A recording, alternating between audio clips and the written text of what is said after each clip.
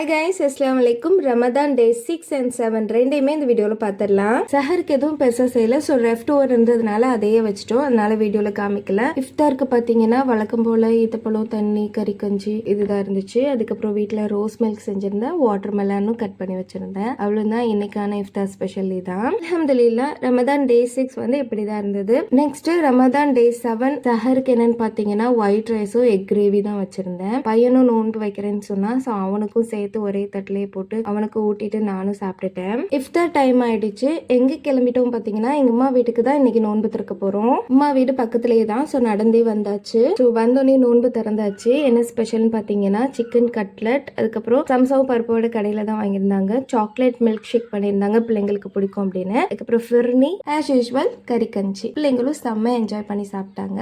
அல்ஹம்துலில்லாஹ் எங்களோட நோன்பு இப்படிதான் இருந்தது. வீடியோ பிடிச்சிருந்துச்சுன்னா லைக் பண்ணுங்க. நெக்ஸ்ட் வீடியோல பார்க்கலாம். தேங்க்ஸ் ஃபார் வாட்சிங்.